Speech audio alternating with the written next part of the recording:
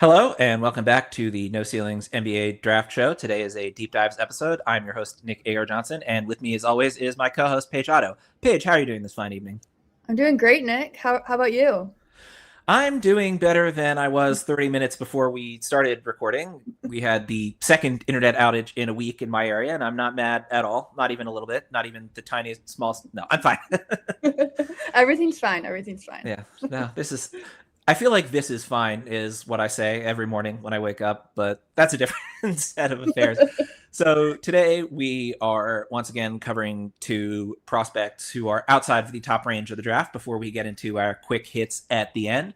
And we're going to start today with the player that I chose for this exercise, partially because we are both big fans of the player that Paige chose, but also because I think he's someone who's had a very interesting shake in the draft sphere, and that is Illinois' Andrej Stojakovic, who has played a few games after missing the first game of the season for them with a knee injury that sort of lingered from preseason. So it's been a bit of a slow ramp up for him to start the year for Illinois, but he had a really under the radar season last year at Cal. And it's interesting, one of the things that we talked about before we started, other than me whining about my internet outage, was how, in a very odd way, it feels like Andre being Peja's son has both helped and hurt his evaluation. Helped in the sense of, it's always going to be a boost scouting wise when you had a brother or father or cousin or someone who knows the ins and outs of the NBA. Also there's the obvious genetic factor of, hey, this guy was really, really tall and really athletic. His kid is really, really tall and really athletic. What a surprise that things worked out that way. But with Andres in particular, it's very interesting to sort of go through that comparison with his father. He obviously had his disappointing freshman year at Stanford and had a much better year last year for Cal. But I think when people hear the name Stojakovic, they expect him to be a 40% three-point shooter who takes like 7 attempts per game and all of that. And it's interesting because his jump shot might be the worst part of Stojakovic's scoring game. It's not like, there's any form issues with the shot, but he shot 32% each of his first 2 years, 32.7% his freshman year at Stanford, 31.8% last year at Cal. But his scoring game everywhere else is incredibly advanced. I mean, he's got an NBA ready frame. You can see it every time he's, charging his way towards the basket. Above average finishing numbers at the rim. Solid athlete. I wouldn't say, either above average or below average. He's basically right at par. And last year, his transition numbers support that because he was in the 51st percentile. So almost exactly dead on average. But, the fact that he's 6'7", the fact that he's filled out a bit already is really helpful to him in terms of his at rim play. And he's also a much better defender than his dad ever was, which is a huge part of the selling point. But I don't know, his shot to start the year, I mean, he's at 20% from three in the incredibly small sample size of the 3 games, including one start that he's actually had for Illinois. I mean, he's been ramping up early season, so I'm not putting too much stock in any of those numbers. But Paige, I'm curious for your thoughts on Stojakovic because there's a lot to like with his profile, and I don't think it's what anybody would expect to like in his profile if they just hear the name. Yeah, one of the things I really like about Andre is that he continues to grow year after year just on how he uses his size and creativity and how he attacks the rim. He just does a really great job of using angles. And with him, he's not the burstiest athlete. He only had 13 dunks in 3 years, right? You're not going to look at him as a vertical leaper by any means, but he's a guy that is great off ball and can also handle in the pick and roll as well. With him, obviously with Illinois, they play 2 bigs, right? The Big Z and his brother. Um, so I think with him, the question is, how can he, translate? He's great on defense. He has that hustle. I think he does a really great job of trying each and every play. Texas Tech, a lot of, draft Twitter, I guess, was, praising him for how he played Christian Anderson. I believe Anderson was 0 of 6 from 3-point range that game as well. And that was one of the best defensive games I've seen from him in the past 3 years. And obviously it's, only 3 games into this season. He's playing with his third team in 3 years, right, too. And Illinois is, a lot better than Cal and Stanford. And he's also playing with, the likes of Kylan Boswell as well, which a lot of people at No Ceilings are excited about this year. He's been on Draft Raiders a little bit here and there, but he kind of drops off and comes back on. But I like how he's been playing so far in the past 3 games. But with Andre too, I just need to see a lot more consistency with him. And, he's only 2 of 10 from beyond the arc this year. With him, his playmaking numbers aren't really there either, but he has so much to like, and he has such an NBA ready frame and size. Obviously, he has those NBA genetics from his dad too. So obviously he's going to, have lengthy expectations to live up to. But with him, I think it's just, can he demonstrate that he can shoot the ball, and can he look confident doing that? And I question, if he doesn't have the shot and he's not the most athletic, but he can still, get to the rim and use that size and versatility there, can he, do that more on a consistent basis? And with him too, every year he's also improving how he gets to the line. He shot 82% from the free throw line last year and just under 6 attempts per game. His freshman year at Stanford only shot 53% with only 1 attempt per game. Obviously, played a lot more minutes and started every game last year at California and basically was their guy, right? But like showing that drastic improvement from just his freshman to sophomore year is a great sign. And I think with him too, he had one of his best games from beyond the arc in his last game of season last year at Cal when they played Stanford in the ACC tournament. He was 4 of 7 from beyond the arc. He had like 37 points. Revenge game. Yeah, revenge game. Like he had nothing to lose. Obviously, Cal didn't have anything to lose either. They're obviously out of March Madness and kind of were just, playing, right? And I think with him too, I just need to see more, obviously, and because he's playing with such a, loaded Brad Underwood team. And I think having Brad Underwood as coach too, I think is unlocking different parts of his game, especially defensively, that we haven't really seen. And doing that on such a big stage early in the season against Texas Tech is super encouraging. So I really want to drill in on the free throw stuff, because that, I think, is the key point to hit with Stojakovic. And I mean, it's simplistic, but I think it can be shown pretty easily that, to be honest, Stanford might have bought in a bit too much to his last name when you look at the way he was used at Stanford his freshman year. So he took 104 triples his freshman year at Stanford and got to the line 36 times. Last year at Cal, he took 129 threes total, so slight increase in volume, but not dramatic. He went to the line 165 times last year, almost 6 attempts per game. And that, to me, is the key point with Stojakovic. And, you brought up the playmaking. I think he's a little bit better of a playmaker than he gets credit for, certainly than his assist-to-turnover ratio shows. I mean, he was a 76th percentile pick-and-roll player last year at Cal. That was something that he did a lot more than he basically never had the ball in his hands at Stanford. It was essentially, we're going to kick to you beyond the three-point line, and you're going to shoot, which, it's pretty easy to see when you look into those free throw numbers, right? It's like he barely made it to the line 1 time per game during his freshman year at Stanford, and when he had, more on-ball opportunity at Cal, I think what he showed pretty definitively is, hey, I'm actually a real scoring threat basically everywhere except where you would expect me to based on my last name, right? It's like he's solid at the rim. He's not fantastic, but he's well above average. He gets there quite a bit. The free throw shooting number 2 is the real big key. It's like he's someone who you put the ball in his hands and he's going to go to work. If you put a smaller guy on him, he's more than happy to back him down and shoot a mid-range fadeaway out of the post. If you, give him a guy who's quicker, or rather, a guy who's bigger, but, not necessarily the same quickness, he's more than happy to drive past that guy. As you mentioned, he's not a fantastic vertical athlete, but he's, pretty good in terms of the lateral stuff, which I think shows up a lot more on defense than it does offensively, honestly. I mean, he had 2 stocks a game last season, which is pretty solid for a guy who spends a lot of his time out on the perimeter. And, you mentioned Christian Anderson in that Texas Tech game. It's like, that's something that he has well in his arsenal is, he knows where he's supposed to be. He puts in the effort, as you mentioned. And I think the fact that he's not quite as good of a vertical athlete, but is a much better side-to-side athlete, that really helps him on the defensive end. I mean, just watching tape of him defensively is like, wow, he's really sticking with people. And he's got great screen navigation, which I think is a huge thing as well, for someone who's going to spend a lot of time on the perimeter defensively.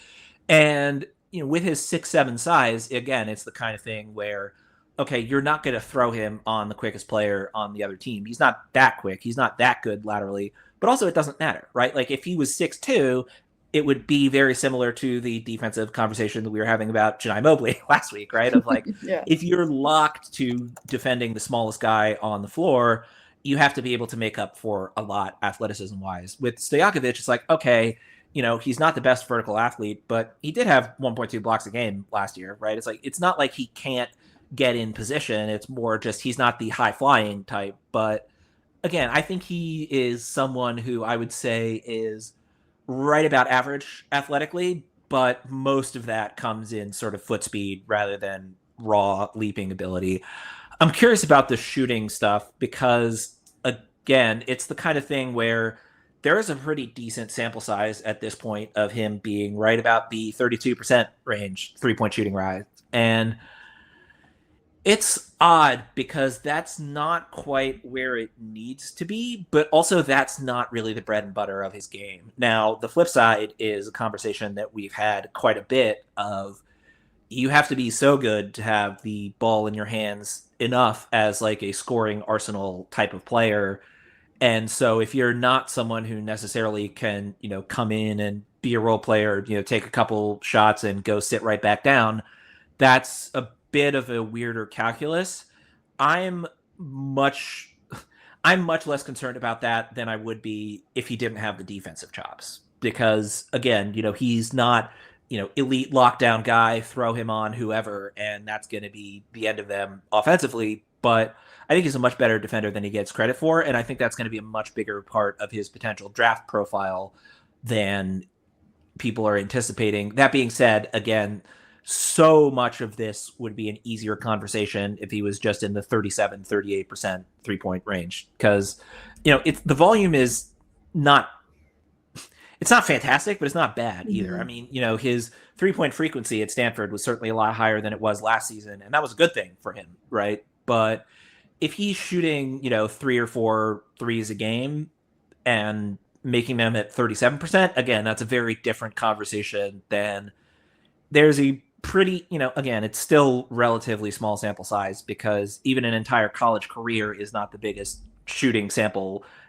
We see NBA players who have, famously Marco Bellinelli for the Kings was like 5 percentage points lower than his entire rest of his career, 3-point shooting wise. And then he left Sacramento and all of a sudden that magically disappeared and he could shoot again. But, Sacramento bitterness aside, like the shooting sample of even the 3 years of Stojakovic's career, like he's taken less threes in his college career than Anthony Edwards made last season by a pretty significant margin. So it would be great if his 3-point shooting gets up to that 37-38% range. As you mentioned, the 2 for 10 to start the season is not the most encouraging on that front. The fact that he's working his way back from injury is maybe more reason to believe. The fact that he shot 82% from the line last year is very encouraging. The fact that he shot 53% the year before is not. The sample size being much smaller is part of that, but even still, if the numbers settle out at him being around that 80% range, getting to the line as often as he is, that's a very different conversation from the numbers regress from the free throw line. He doesn't hit those 3-point numbers. And then the question is, okay, so for a purely inside the arc scorer who's 6'7", you got to be really, really, really good defensively to make that work. I think he's good. I don't think he's that good.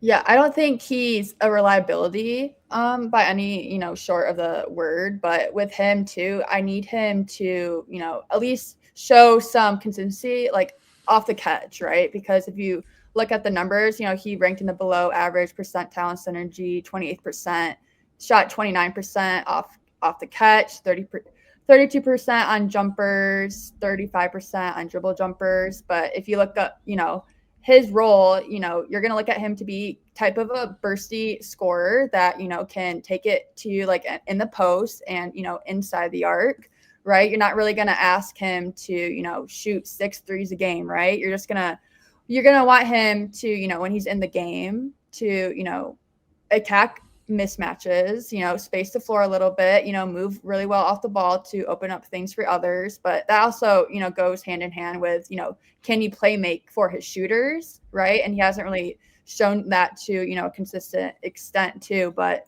if you look at, the off ball stuff, he's in the 94th percentile as a cutter. In transition, 51%, pick and roll ball handler, 80%, which is, a really good sign. I do think, he's not the best athlete vertically, but laterally, especially in, dribble handoffs, coming off screens, I really like him in those actions. And I think that just plays super well to his game. I forget, it was the Texas Tech game. He had a really good post-up possession I liked, kind of back down the guy. And did a really quick, spin turnaround off the glass, which was, it's an NBA type level move that, he's doing on a consistent basis. And he looks so confident doing it.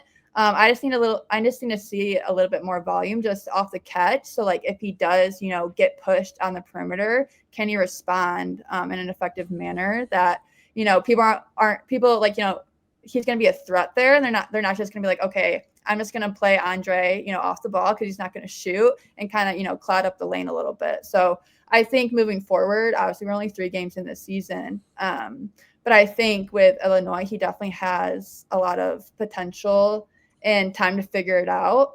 And I'm not too worried about that. I think the shot will come around in a sense, but I just want to see him, work on his playmaking ability. Obviously, Kylan has the ball in his hands a lot more than Andre does. And Andre's purely, his role in the NBA level, he's going to be an off-ball scorer, right? And, cutter, right? You're not going to really look for him to, play make for others or, really rely on him to have the ball in his hands that much. But with him, he's shown improvement year after year. And his role is just heightened just because he's playing for a really great Illinois team.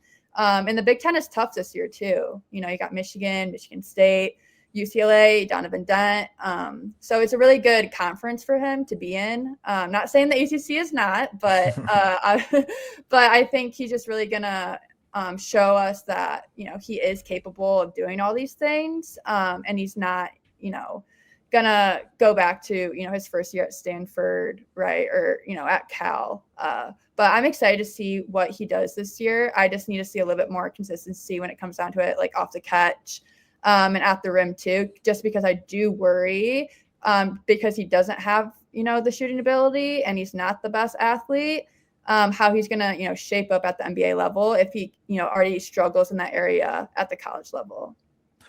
Yeah, the catch and shoot stuff is going to be the key. And, we talked about it at length last week, but the bar for mid-range shot creation, like self-shot creation, is basically you got to be a superstar to get those opportunities at the NBA level. And so, the thing with Stojakovic is something that it's funny because a lot of his best stuff is stuff of, on-ball scoring guard type, right? Like you mentioned the pick and roll numbers. That was, his most efficient play types last year. And a lot of that was creating for himself rather than creating for others. And, his off the dribble jumper numbers were right about average, but those were some of his best jump shooting numbers, right? But the flip side of that is, again, as we talked about last week, as you talked about earlier, right? It's the kinds of shots that he's going to get. That's going to be the question.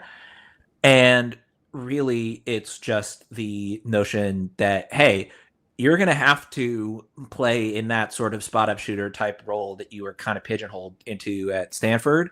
You're going to have to do some of that. And that's sort of more my concern than anything else is, he's got an incredibly diverse offensive game. He's making strides as a playmaker for others. He's above average at the rim. And as you mentioned, it's not because he's throwing down dunks, right? He's got good body control. And more than that, he's gotten much more comfortable at just attacking and drawing fouls. And again, a huge part of that is his usage at Cal versus his usage at Stanford. And with Kyle Boswell and with the Ivisic brothers and with David Mitrovic and with all the rest of the talent at Illinois, I mean, It's a pretty big haul from going from a team that was well below 500 last year to a team that's currently undefeated and ranked in the top 10 in the country, right? And so because of that, there's going to have to be a role adjustment this year, even before he gets into potential NBA conversations. And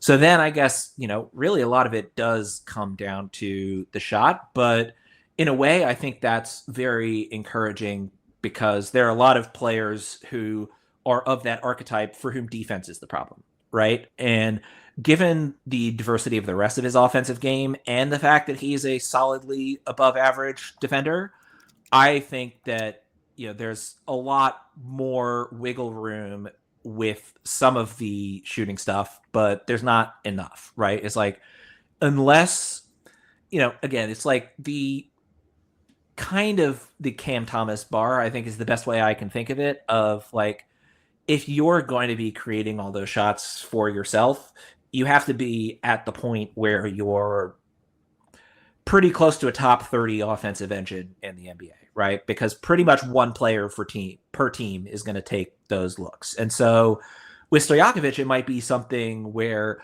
maybe his best role is actually just, 15 minutes a game. You get a lot more control of the offense and, we're going to let you cook. The bar for that is very, very, very high. And again, it's different with Stojakovic than it was when talking about Janai Mobley last week. This is like he's a one position defender and he's not particularly great at defending that one position. There's a world in which I could see Stojakovic being a defensively tilted player who is mostly just a cutter, right? Like most of his off ball, because he's a fantastic cutter. And, that's the kind of thing where his size comes into effect here, right? Of being a bigger guy, both height wise and in terms of his frame.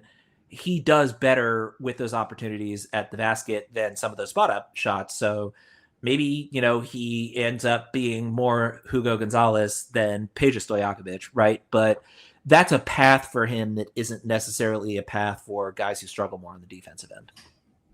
Yeah, I think with him too, all the points you mentioned, I agree with in the sense like when, we're dissecting, prospects games on the show, it's not that, we understand what role they're going to play, right? And we're trying to dissect how best of their ability can they, actually succeed in that role. And there is a place for Andre at the next level. It's just going to depend, is he going to be, excellent, as an off-ball scorer and cutter? And, can he play out of it as well? With Illinois, I don't have like their schedule in front of me, but the first besides Texas Tech, they played Florida Gulf Coast and I believe Colgate. So we're entering the fall. We're entering feast week, so a lot of great matchups coming there. So I just want to see him build off the Texas Tech performance that he had with other top 10 teams in the country, and if he continues to do that night in and night out basis, and I think I'll have a lot more confidence in his role at the NBA level. But with him too, I think there's still just like a lot of questions for me. I think I don't have my board in front of me, but I think I had him maybe just outside the second round, maybe like 62. But definitely, he has everything that you want in an off-ball scorer. And the fact that, he can come in, even, coming off an injury and play how he did at Texas Tech with a new squad too. Because I think it's overlooked sometimes too that, transfers coming in, you think, if they're, such a, high talked about prospect and high expectations that they're just going to come in a new system and, go out there and go off. But it's not the case. And you kind of want, pieces, here and there that kind of give you that excitement. And then it goes into being, consistent thing that you can see out of these players. Because it's a lot harder than you think, coming into a whole new system. It's like a new job, right? You think you're going to do great on your first day, and then you get thrown into all these different things. And then you're kind of just like, oh, I kind of want my old job back because I was so comfortable there. But, you're kind of growing and, these new environments. And I think with Andre, I think Illinois is a perfect fit for him. And I'm excited to watch him the rest of the season. Yeah, it's something that I'm pretty sure we brought up either last week or the week before, but sort of the anti 2Kification of it, Mhm. of like, hey, this dude is, a human being who has to adjust to human being things in addition to playing basketball. And with Stojakovic in particular, like he grew up right down the road from me, up here in Northern California. And he went to Stanford and then he went to Cal and now he's moved to Illinois. That's a pretty big jump, right? And, Midwest.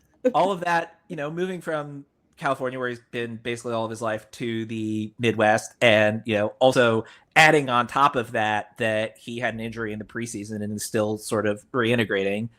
The good news for what you mentioned on the schedule front is 3 of their next 5 games are against top 20 teams. They're playing Alabama on tomorrow night as we're recording. Tonight, Wednesday, as you're listening to this, they're playing Alabama.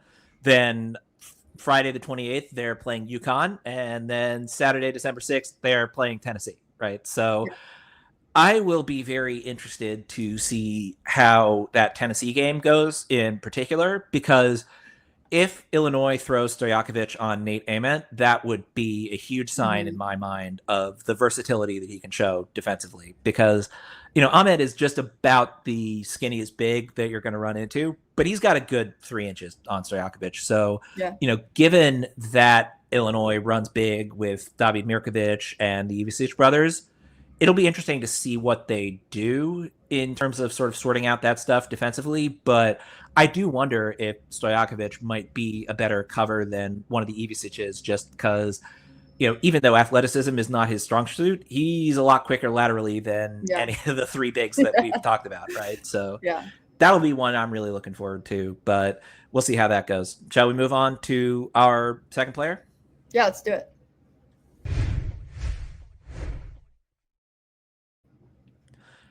So this one is technically cheating a little bit if you look at the latest No Sailings big board, but I was certainly not going to object when you suggested that we talk about Yaxel Lendeborg for your player today. So, very similar sort of preseason conversation to Stojakovic of, hey, brand new team, brand new system, building into it, all of that. I would argue that jumping from UAB to Michigan is a little bit bigger of a jump than going from Cal to Illinois. But, that's certainly playing a factor here. But again, I mean, I'm obviously a huge Yaxel Lendeborg fan, but he's your guy for this week. So, Paige, why'd you go with Yax for today? Yeah, I think with Yax too, I've been wanting to talk to him for a while. Obviously, it's fitting that I'm talking about him when Michigan State plays tonight. Yeah, when you're wearing your Michigan State hat. I Yeah, know, let's I talk about the know. Michigan guy. If How anyone's dare wondering, you, honestly. I went to Michigan State, guys. It's okay. I'm also showing love to Really? Michigan, so Michigan No fan, way. so Michigan fans should at least give me, a couple props for this, right? Yeah, only 2 episodes after we did Cone Car, we were doing Yaxel Lendeborg. Actually 3, isn't it? I can't count. Math is hard. I Anyway. mean, when's the last time, Michigan State had, 2 guys that I would want to talk about? So it's a good year for Michigan hoops. But anyway, the reason I chose the Axe is because I just think he has the archetype I usually fall for in prospects, just because he is such a modern NBA wing that embodies everything that you would want at the NBA level. He has the build, the size, the skill set. He's great in positionless basketball. He's great in 5-out settings, especially with playing with 2 bigs. That if you're looking at the NBA now, that's 2 of the top offensive schemes that they play in, right? And him, being able to do that at such a high level is super encouraging. When you look at him as a type of prospect, and especially I call him kind of a hybrid because he's a 6'9", 240-pound defensive end type player that has insane playmaking ability and is awesome like off the glass as well. Last year at UAB, he posted a 25% defensive rebounding rate with a 22.8 assist percentage, and I just love how you look at those numbers and you're like Insane. Yeah.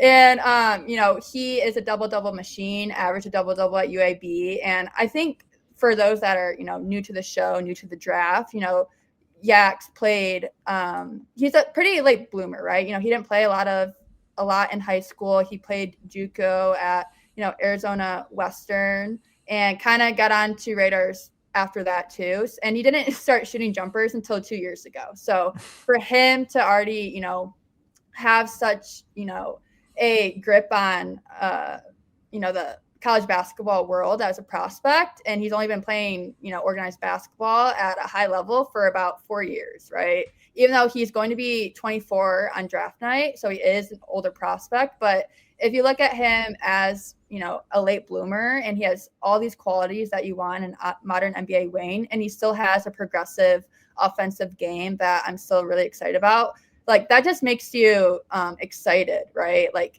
he is a prospect that has so much potential and growth, and there's a lot of questions when it comes to, his shot, right? I don't think he's a bad shooter by any means. That's not really his role, right? If you're looking at him, he primarily plays on the perimeter, right? And at UAB, he definitely was a outside perimeter player. He's doing the same in Dusty May's scheme, obviously with Mara down low and Elliot Cadeau kind of running the show from the point. But with him, he obviously he's been hurt. He had that hand issue. I went to Michigan Pro Day a month ago now, and he didn't play. He actually was sick. But then obviously he came in with a cast, not a cast. What do you call it? I forget. Like not a wrap, but something. We'll call it a something. Yeah, in something. You were the athlete, not me. You should know this. If you guys know, I can blanking on it, but please say in the comments, because me and Nick cannot think of it for the lives of us. But yeah, he's just such a high savvy, highly versatile NBA wing that I just fall in love with those types of prospects, because he's a jack of all trades, and you can kind of stick him in anywhere, and he's going to take advantage of mismatches. He's going to attack the glass so well, and he's going to be able to set up his opponent or his teammates. And he's such a great passer, and like his assist rate is so high, right? But he threads the needle so well. Is great in transition and hit ahead passes. Great out of post ups too, and isolation, especially in putbacks. He ranked in the excellent category and synergy, and he gets a lot of great passes out of that too, just because he is such a force and he's always there, which as like on the opposite side of the ball as a defender, that's a nightmare, because you have to guard him out on the perimeter,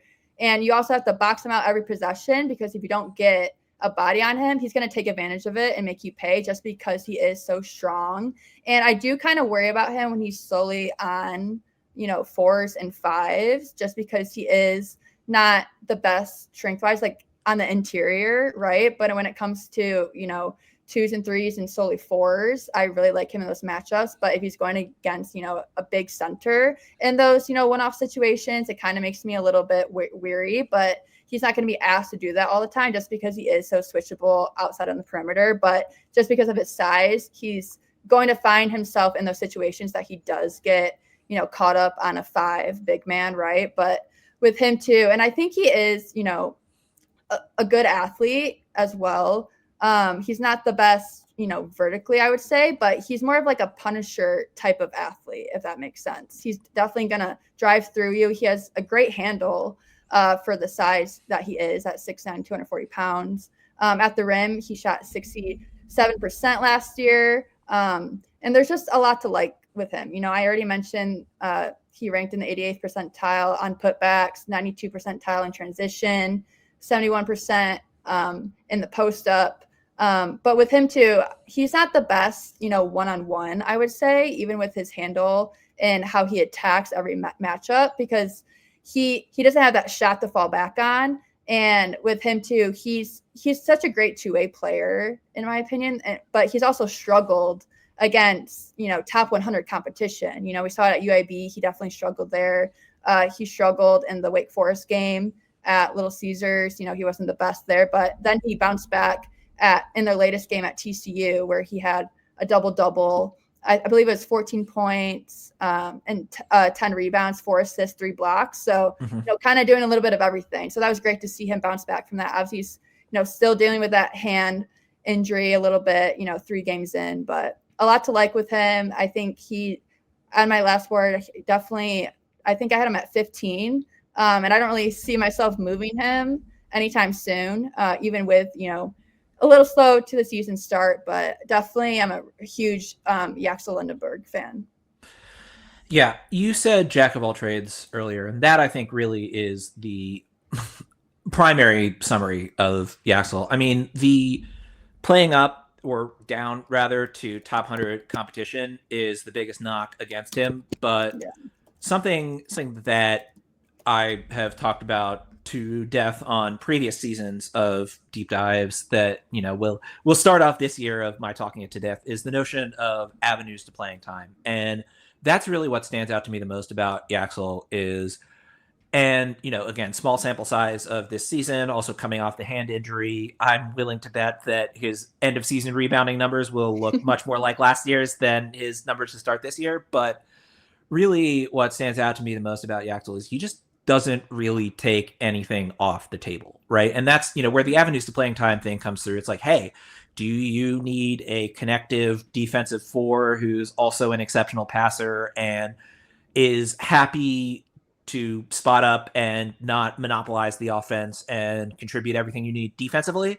Great. Good Lord, could the Kings use someone like that right now? And, plenty of other NBA teams as well. The flip side of it of, okay, do you want someone who can be a big man offensive engine? Maybe not someone who you're running every play through, right? He's not Nikola Jokic. He's not Alperen Şengün. But do you want a big man who's not just, a gets the job done kind of offensive hub, but a really creative passer who, hits tight windows, but also sees plays that shorter players don't see, is more than willing to try the ambitious pass, which, certainly that's something that I look for in prospects is there's a big difference between caretaker types and, home run pass types. And Yaxel is much closer to the, creative wizard passing type than the sort of makes the right move, but doesn't try anything ambitious. I mean, I would say that if you had to pick a couple of knocks against him, it would be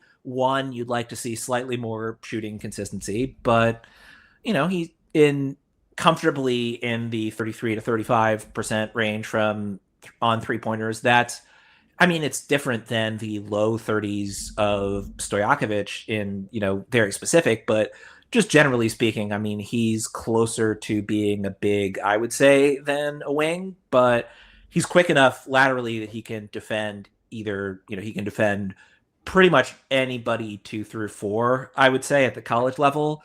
NBA, he's probably more of a forward type, but 3s and 4s will be not a problem for him. He maybe is someone that teams might run out at small ball center. Honestly, the elephant in the room, which you brought up already, is the only reason that he didn't get a first round guarantee last year is, he's an older player, right? He's going to be 24 before he hits the NBA. And it's funny because especially, watching Nick Clifford in the early season for Sacramento, and also the fact that that's been basically the one thing, and I literally mean the one thing that the Kings have done right in the last 5 years is to not be beholden to the notion of we must draft the 19-year-old because potential.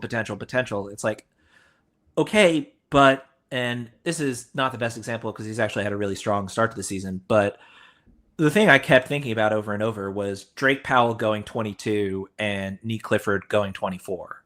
It's like, there's certainly from my perspective, I was thinking about it as if things go right for Drake Powell in 3 years, he can be Nick Clifford. Why wouldn't you just take Nick Clifford and the rookie deal? That's the other thing that I think doesn't get talked about enough with drafting older players is their rookie deal is basically their prime, right? Like if you're getting Yaxel Lendeborg from 24 to 28 on a rookie scale contract, you don't have to worry about, oh, does he hit these developmental milestones? Because, as you mentioned, he's had this rapid rise from JUCO guy to, key player for the Michigan Wolverines, right? It's like, you've seen a lot of that development and it's gone well, right? So even beyond the notion of, hey, maybe there's more room to develop here because he wasn't a high level player until he was much older, as opposed to, guys who have been on the AAU circuit since they were 12, right? It's like, there's, even beyond the sort of more hopeful notion of, hey, maybe there's more to mine because he wasn't a high level player as a younger guy.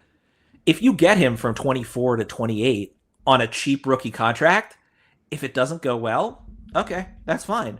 If it does go well, you've got restricted free agency until his early 30s, right? It's like basically all of the best years of professional Yaxel Lendeborg would be locked up by whatever team took him late in the first round. So the playing down to higher competition is a big concern.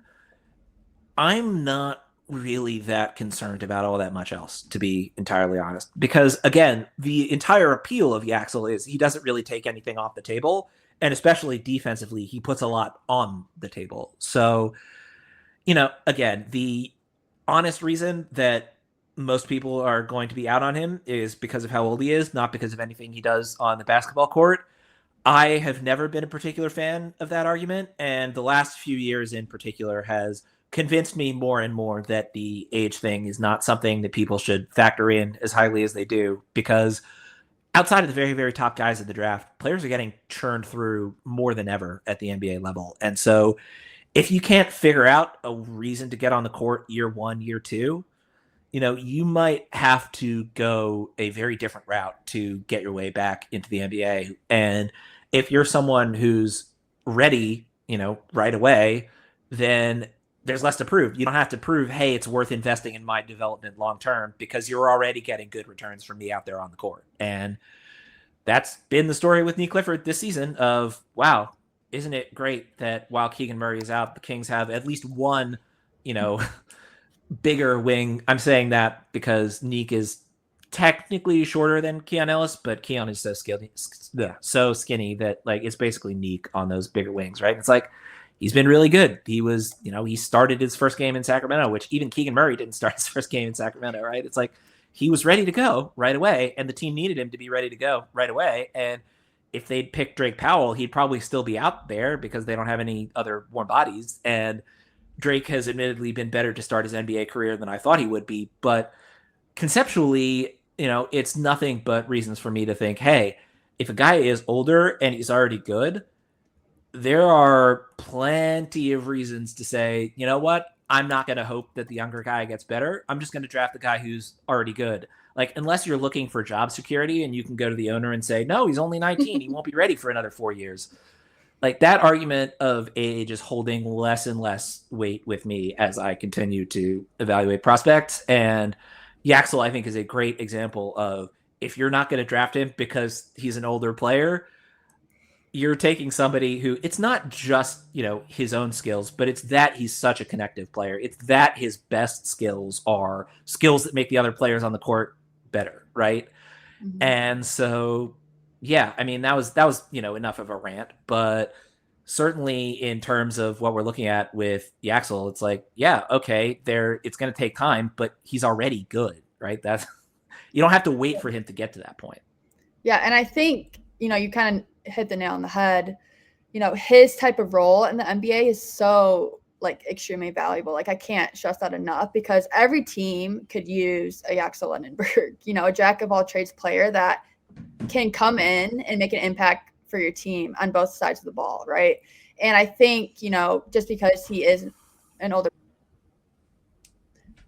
I think with, Yax, that even though he is 24, when he's before he's even going to play his first NBA game, that's not a red flag to me at all, because if you look at his trajectory, right, you kind of, in a sense, he is a younger player, if you don't look at, his age, obviously, but he didn't play. He's such a late bloomer. And, the fact that he has averaged a triple or a double-double, at UAB, obviously, and at the JUCO level. And obviously, I think he's going to continue that trajectory at Michigan as well. And I found a really cool stat that I'm just going to, let me see if I can find it real quick.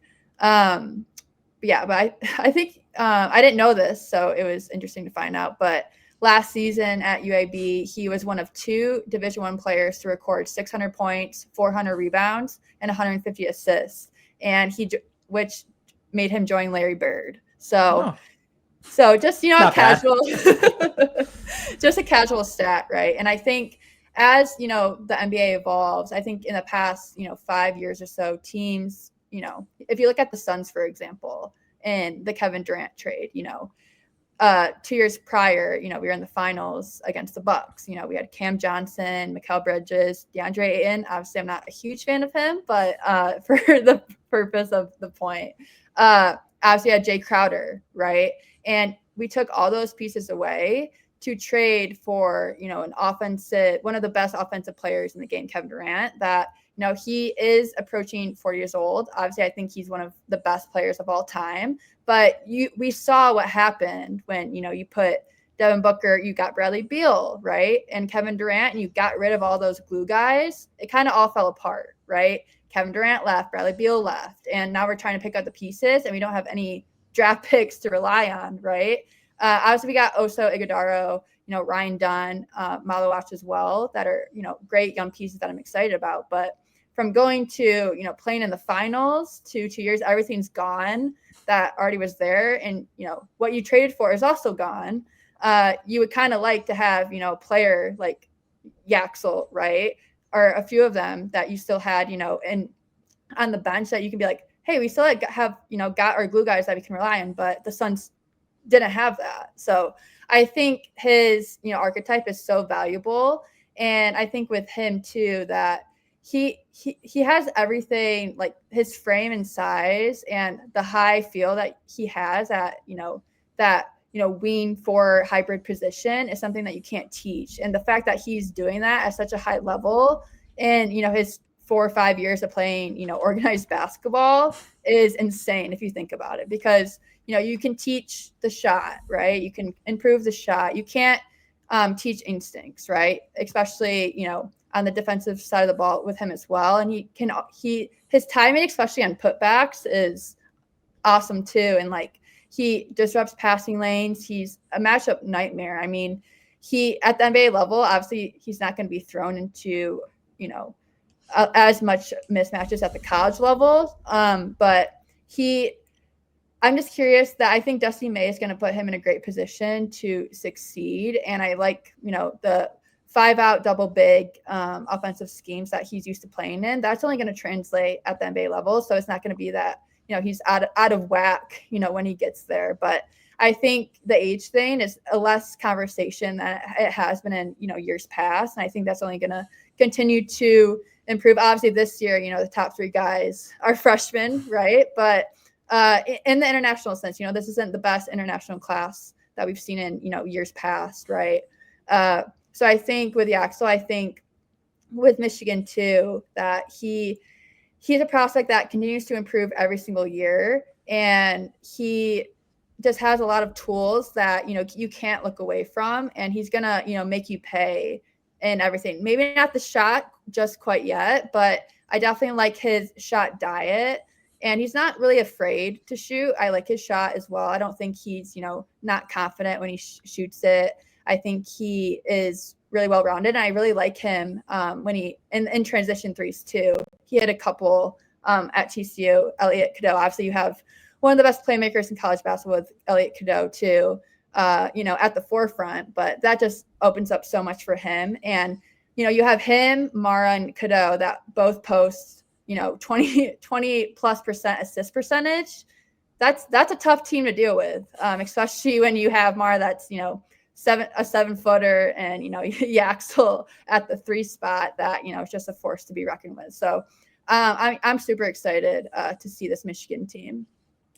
This is going to sound like a random tangent, so just bear with me for a minute here. But circling back to the point you were making about the Suns, which I think is indicative of why I don't think I'm going to drop Yaxel much lower than the 20s range, where I have him at 21 right now.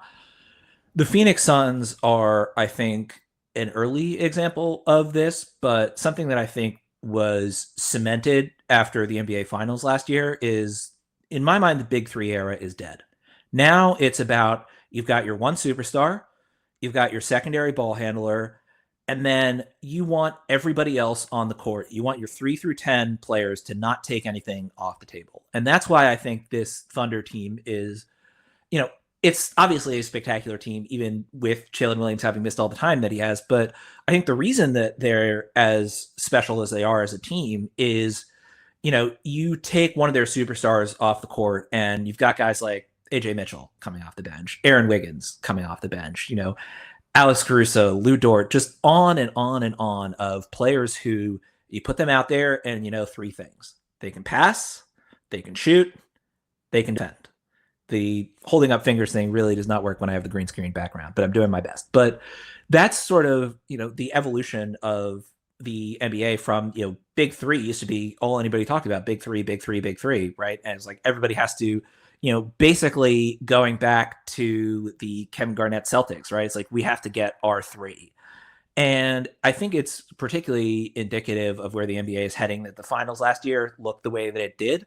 But really the key point to me is with both of those teams, and it's fascinating to see how the Pacers have not lived up to that in the early going this season. Kind of speaks to the importance of Tyrese Halliburton, that maybe it would have been nice if the Kings front office had figured that out a few years ago, but that's fine. That's fine. We've moved on.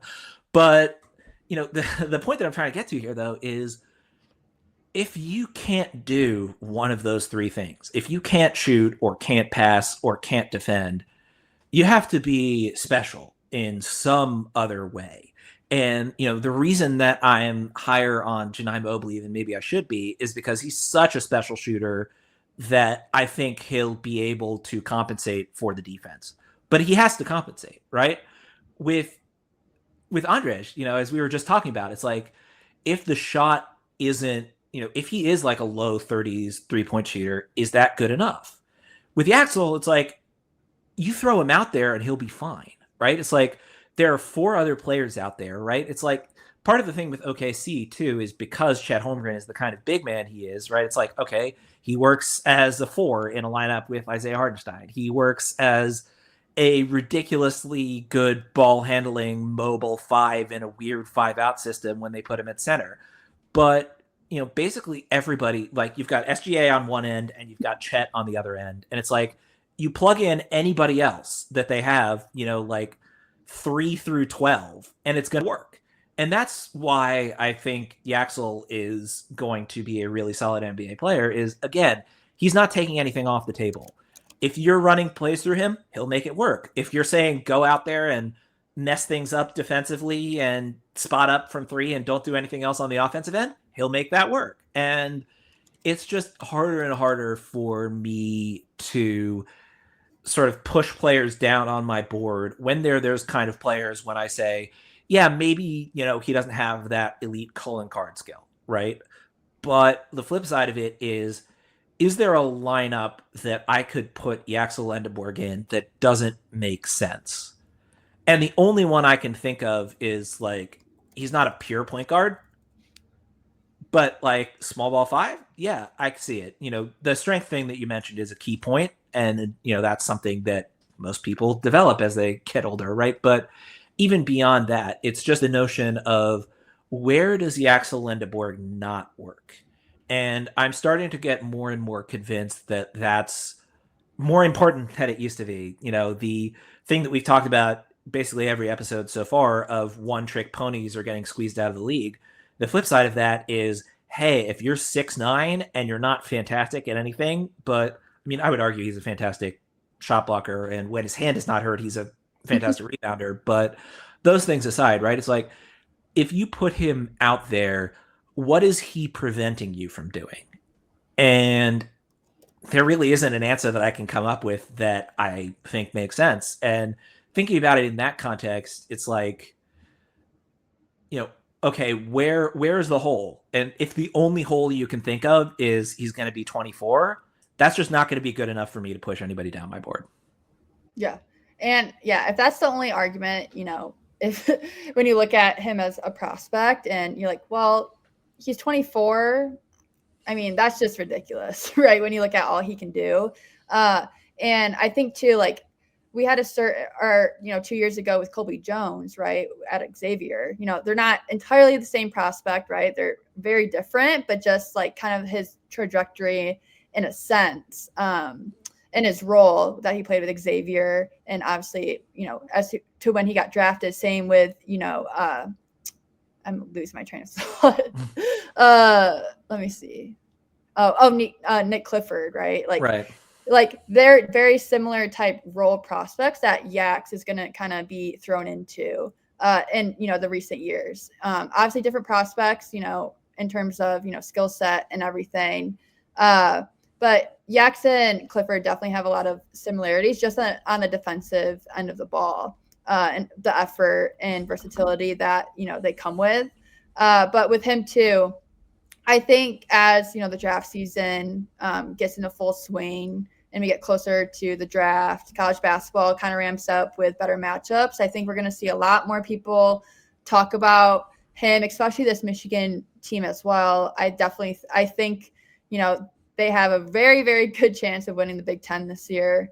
But yeah, a lot to like with him. I'm not moving him down anytime soon. I think he's going to be a top 20 lock for me on my board until he shows me something drastic otherwise. But yeah, he's definitely just a prospect that I really I rely on, what he is able to, give day in and day out. And I think that quality is kind of, overlooked at a sense, because you kind of broke it up in a super simple matter, right?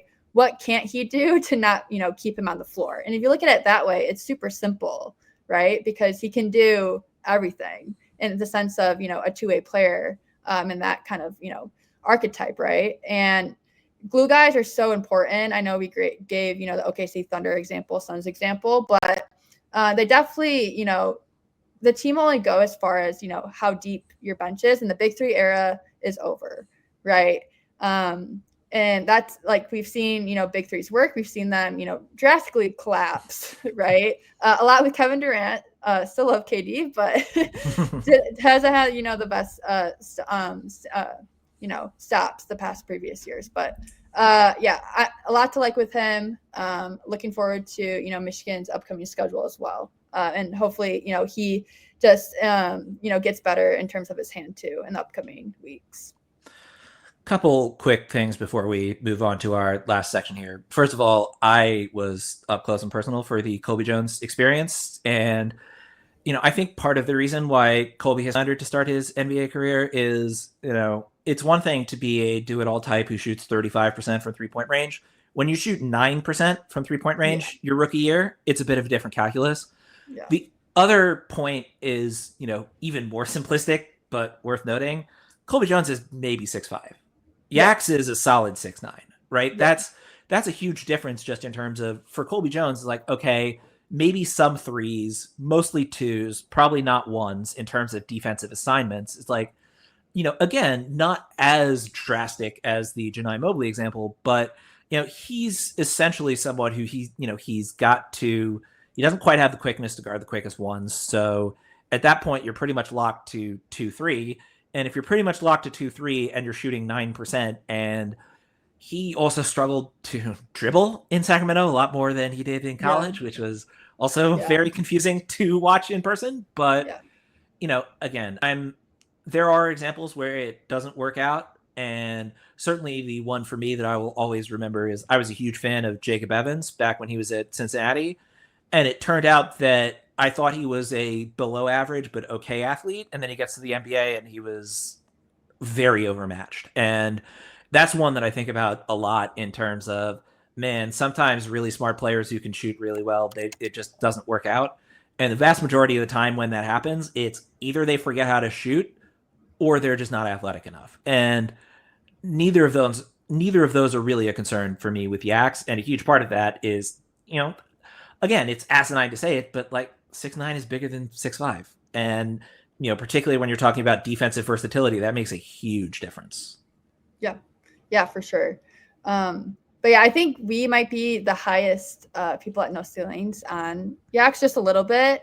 I don't have like everyone's boards in front of me, but I definitely know he's obviously a top 20 guy. But I think we're more set in stone of, we're only going to move him if, he gives us, true reason why. But as, the examples I mentioned are, obviously very different. in terms of, NBA role and everything, but college trajectory, Colby Jones, Clifford were definitely in that kind of similar category, right? Be on the older side. That obviously Clifford, is obviously exceeding expectations there. Colby Jones still has, a lot of work to do in terms of, he hasn't been performing the past, couple years at the NBA level. Obviously he's on the Pistons now. But yeah, it just, not everything works out, and that's okay. But I think with Yax, you're not really looking at that way. It's kind of, maybe we'll have a different conversation until he proves us, otherwise, closer to the draft of, why isn't this working out? But, the past 3 years or so, right, he is doing everything to make me seem that it will work out at the NBA level. Yeah, I mean, again, if the age is the concern, then okay, sure, that's a you problem. Honestly, the top 100 competition performances that you brought up, that's a bigger concern to me than the 3-point shooting. Yeah. But even still, it's like, even just the early run of games, right? It's like, okay, not top 100 quality necessarily, right? But like, he's coming back from that hand injury that you mentioned. He just had that game against TCU, which was pretty solid sign that he can still get a double-double against a higher quality opponent. I'm willing to bet that his slow start to the season is much more due to reintegration following injury and also entirely new team and environment than anything else. If we get to February and he's still only averaging 6 rebounds a game, then, then we can have that. We'll cross that bridge when we get to it, right? Yeah. But like, if he's still averaging only he only has 1 steal through his first 3 games, I'm willing to bet that number goes up pretty dramatically too, given that he averaged 1.7 last season, right? But the defensive playmaking is there and the shot is good enough. The offensive playmaking is spectacular. It's like, yeah, the all around prospects, the really, really high floor guys, sometimes they don't work out, but I think the fact that he's as big as he is a huge boost on that front. And, ultimately, if he continues to struggle rebounding, scoring against higher level competition, that's a concern. I'm skeptical that it's going to turn out like that. And if it does, then I will adjust accordingly, because part of actually being in this space properly, in my opinion, is being willing to admit when you're wrong. And certainly the early season returns have said that I was wrong about Ademara, but not wrong in terms of where I had him heading into his freshman year, but definitely wrong about where I had him heading out of UCLA. But if that happens, I will adjust. It's just, again, he does so many things at a NBA quality level that even if some aspects of that fall off, he's got other things to fall back on, right? It's like, if the offense disappears, he's still this exceptional defensive playmaker. And also, I don't expect him to both forget how to shoot and forget how to pass, right? So all of those things put together, and it's like, yeah, if you could predict that somebody would be a long-term NBA player before they entered the NBA, the draft would not be as chaotic as it is, right? It's like, everybody knows, okay, so this is going to be the best player, and this is going to be the second best player, so he will go first, and he will go second, and this is going to be the third best player, right? It's like, it doesn't work like that. And so, yeah, things could go wrong. I mean, the elephant in the room for all of these discussions is, hey, maybe he breaks his leg tomorrow and doesn't come back ever as the same guy, right? But it's like, when you have to think about extremes like that to be like, this is the case for it not working, I have a lot more confidence in a player than if it's, and this is going to make me sound hypocritical, but something as simple as, hey, if Janai Mobley can't defend, he's not an NBA player, and that's a legitimate concern. With Yaxel, it's like, you have to invent a much more complicated scenario for it not to work. And I think the odds of that are just lower than it is for a player who doesn't have as many, not elite, but high level skills to fall back on as Yaxel Lendeborg does. Yeah. And I'll end, our conversation with Yax with that is, just don't overthink, his game, right? Yeah. If you're thinking of extremes, it's kind of like, in everyday life, if you're, thinking about multiple things at once, and it's just like, okay, let me just focus on what is actually like in front of me. That's kind of like what his game is, right? He's shown everything what he can do at an extremely high level. And if you have to, kind of, overthink it, and you're kind of like, oh, is this too good to be true? You kind of just got to let things develop before you get to that point. All right. Shall we talk about some Champions Classic games? Yeah, let's do it. So you should kick this segment off just for the audio listeners. Paige is wearing her Michigan State hat right now. For the video listeners, you've been seeing that hat for the last hour, so you know what's up. But yeah, I mean, this is a good game for us to cover for multiple reasons. Not just your Michigan State fandom, but also this is going to be an Otega Owe game, right? So someone who we've already covered on deep dives is going to be on the other side of the board. I mean, Kentucky's always a good team in the modern era of college basketball, or even in the not modern era of college basketball, right? But yeah, I mean, there are a couple great games tonight. Unfortunately, the headliner game is a little bit muted by the Darren Peterson injury, but we're not talking about that. We're talking about MSU Kentucky. So what are your keys heading into that game? Yeah, so obviously we're nearing halftime here at the Champions Classic, but as it stands when we're recording, about less than 3 minutes to go, 40-27 Michigan State. Cohen Carr, 14 minutes, 4 points, 1 for 3 from the field, 1 of 1 from 3. So like that, 4 rebounds, 2 assists, 1 turnover. So not too bad when you look at, his box score. Kohler, 12 points, 5 of 6 from the field, 2 of 2 from 3. Kohler can do that to you, once in a while. He gets hot from outside the perimeter. And, as we talked about what Tom Izzo, likes to play with, versatile, not versatile, veteran-led players that he can lean on. And Kohler is definitely one of them. And he's, showing up big time early in this huge matchup with Kentucky. And then on the flip side, Otega Owe, 13 minutes, 5 points, 2 of 4 from the field, 1 of 1 from 3. So like that there early, 1 rebound, 2 assists, 1 turnover. I think with State too, it's good that, Kohler's getting going. I'm not going to expect him to be perfect the rest of the game from 3-point range. He might attempt 1 more, but, definitely don't expect that to, him to stay hot there. Cohen's doing a little bit everything early. Fears only has shot 2, field goals, right? So would like that, to go up a little bit more for him. But, they're taking it to Kentucky early. They're up by 15 points. Kentucky needs to get, the guards going. Owe, I would definitely like to see a little bit more rebounding from him too. 1 rebound in just the first half is a little bit not concerning, but I just think, Michigan State is attacking the boards really well and have obviously that Russian-led front court to lean back on. Jackson Kohler, the Luka Garza of Drew Timmy's.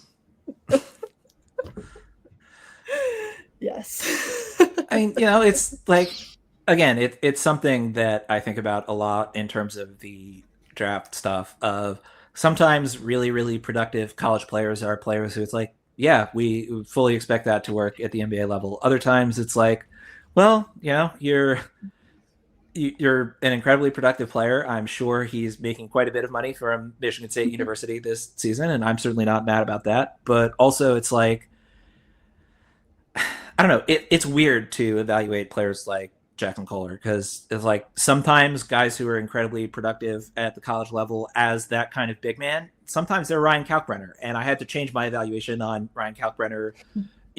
I mean, honestly, I did it his junior year rather than his senior year because at a certain point it's like, okay, but if you're that historically efficient, then maybe it's going to work out even if there are plenty of players of that archetype who haven't worked out in the past. If Kohler were 7 foot, he might have a real NBA projection, especially given the way that he can shoot. But certainly in terms of college basketball, he's someone who can make slogs of games at least organized, right? And so there's the reason that Tom Izzo runs his teams the way that he does, right? It's like sometimes just making sure that it's like, this is going to work is a huge part of it. And so, yeah, I wish Jackson Kohler the best in his third team All EuroLeague season 5 years from now. And I genuinely mean that as a compliment. Yeah. No, Kohler's, he's such a fun college basketball prospect to watch. And just, he fits so well in an organized scheme, with Tom Izzo runs, right? He is guard heavy. And, if you get a big like Kohler that, can, hit those pick and pop situations, Michigan State's going to, make you pay. And with Fears, being, such a playmaking heavy guard and kind of running the show there, it makes it easy, for Kohler to impact the game how he does. And obviously Cam Ward too, had a great game against Arkansas. Only, has 7 minutes so far with 2 points, but 3 rebounds so far. He's definitely a prospect to watch this year because the Arkansas game, there's a lot of stuff he did that I really liked. And I'm glad, Tom Izzo gave him more minutes. So that's just, hopefully that continues to improve. And then obviously Kurtan too, he came off from injury, impacting the game a little bit heading into halftime. And then obviously at 9 p.m. tonight, Duke and Kansas. Obviously Darren Peterson, a huge matchup that a lot of people were excited for, him and Cam Boozer. I'm excited to see how Flory does against Duke. Super excited for that. I think this is a huge game for him, and especially without Peterson too. I mean, if he can, really, impact the game in multiple ways, improve his finishing numbers, run out in transition way more. I think it's a really great game for him to, show analysts and NBA front offices that he can make an impact when he doesn't have, his right-hand man in the pick and roll to lean on. Yeah, it's, obviously Peterson being out puts a damper on the whole experience, but Kansas still has a really, really talented front court. I mean, between Flory Badunga, who obviously we've covered on this tier Deep Dives podcast, but also Bryson Tiller, who's had a really, really solid start to his college career after a couple lost years due to injury. I mean, that is a talented front court, and as exceptional as Cam Boozer is, I mean, part of the reason I'm as high on Cam Boozer as I am is he's basically a supercharged version of everything I like about Yaxel Lendeborg, except also 5 years younger. Yeah. Right? It's like, okay, there's even when Cam Boozer has quote unquote bad games, usually what people think of as his bad games are like, oh, he had 9 points of 4 of 13 shooting. He also had 15 rebounds and 7 assists and 3, right? It's like, even when he isn't getting the ball to go in the basket, he just does so many other things that are exceptionally valuable. But, part of the reason that Cam Boozer has been as good as he is, as young as he is because he's built like a 25-year-old at 17. So having, a front court that also has NBA level athleticism and size between Tiller and Badunga, that'll be a fascinating test for him as well. And certainly, the line has shifted to Duke minus 11 as I'm looking at it right now on ESPN, which kind of gives you an indication of how people expect this game to go without Darren Peterson. But even with the notable absence there, I mean, it's still a fascinating matchup to watch from the Boozer perspective of, okay, here's a real front court with real size. And it's not like Duke has, only been playing the Jasper community colleges of the world, right? It's like they've had a tougher slate than teams at the top usually do this early in the season. But this particularly is, again, NBA level size and athleticism in the front court. And it'll be fascinating to see how he deals with it. Yeah, and I'm excited for Isaiah Evans as well. I think this is a huge game for him. Obviously, I think, if this was, if Darren Peterson was playing, it'd be, one of the best matchups all year. But it's still loaded with, NBA, lottery talent, right? And obviously, a front runner for the top pick in the upcoming draft, right? But I think Isaiah Evans, and I'm equally excited for him, Tiller, Flory, I think I'm the most excited for, just because I think he has a lot more to prove against, tougher competition. And such in this game too, his usage rate is probably gonna be, a lot higher than he's used to. And he's gonna have to create a lot more for himself that, we're not really used to him seeing. Obviously, I don't really trust the ball in his hands for, a lot of the time, but, this is a good game to show, if say, your star player is out, how can I, make an impact in other areas that I'm not used to? And how can I respond in those uncomfortable situations? So, yeah, this is a fun matchup. It's always a good time when Feast Week comes around because you get a lot of those marquee matchups back. A lot more people are watching college basketball again in November. So, yeah, I'm looking forward to the upcoming weeks, too, of games. All right. Anything you want to cover here before we wrap this one up? Yeah, no, all good. Right. Well, she is Paige Otto. You can find her on social media at Paige Otto _, and you can find her work on NoCeilingsNBA.com. You can find me on social media at NBA Johnson, and you can find my written work on NoCeilingsNBA.com as well.